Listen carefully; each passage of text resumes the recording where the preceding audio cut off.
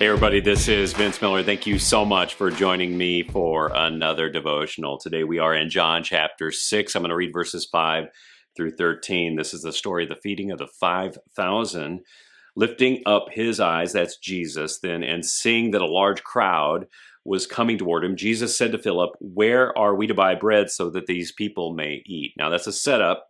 It says it is. He said this to test him, for he knew what he was already going to do. So Jesus knew the solution to this problem.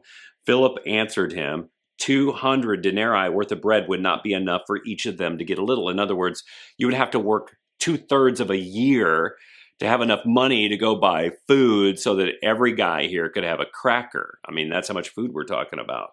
Now, one of his disciples, Andrew, Simon Peter's brother, said to him, "There is a boy here who has 5 barley loaves and 2 fish, but what are they for so many?" So they find someone with some food. It happens to be a boy. Then Jesus said, "Have the people sit down." Now there was much grass in the place, so the men sat down, about 5,000 in number. So that's just men. We probably have children and women present too. So assume maybe 10,000 are sitting here in this moment.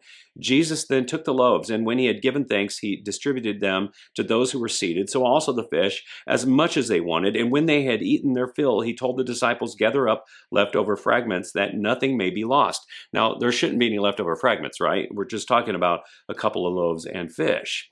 So they gathered them up and filled 12 baskets with fragments from the 5 barley loaves left by those who had eaten. A fascinating story. Now, I want you to know that I think there's so many beautiful lessons in this story.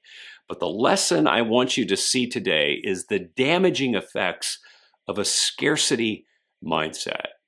Because nothing keeps a believer from seeing, knowing, and experiencing the greatness of God more than a scarcity mindset. Now, too often, we actually believe that our greatest enemy is an unbeliever, but most of the time it's not. The greatest enemy of the faith is not just an unbeliever, it's a believer that doesn't believe.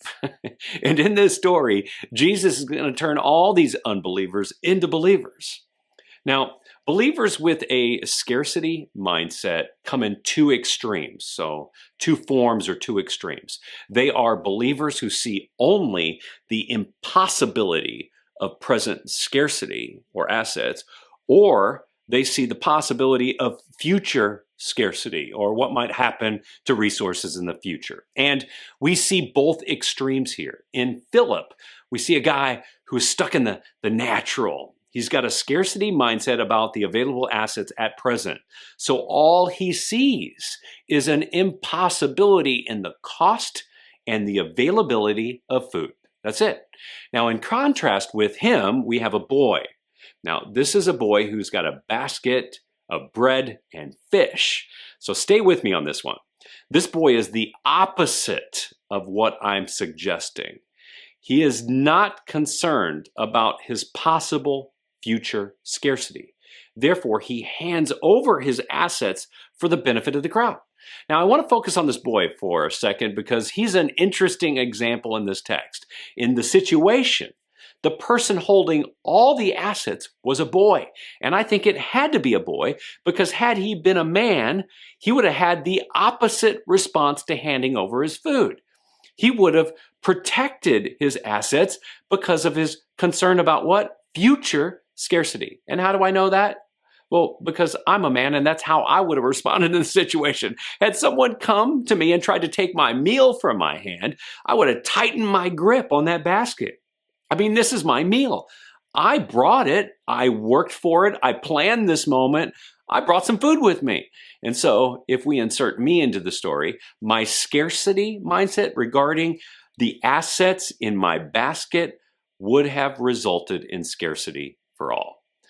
So do you see and do you feel the tension in this text today? It's the tension between the natural and the supernatural, the tension between my provision and God's provision. It's the tension between impossibility and possibility. And while the tension is often unseen, it grips a believer's mind.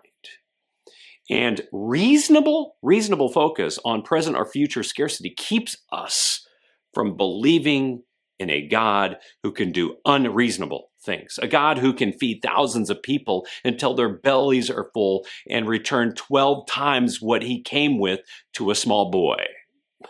So do you want that kind of result in your life? If you do, then maybe it's time to stop clinging to a present or future scarcity. Loosen the grip on that basket and mindset. And fellas, believe. I love you guys. I pray this has blessed you today. If it has, share it with someone else, and I'll see you right back here again tomorrow.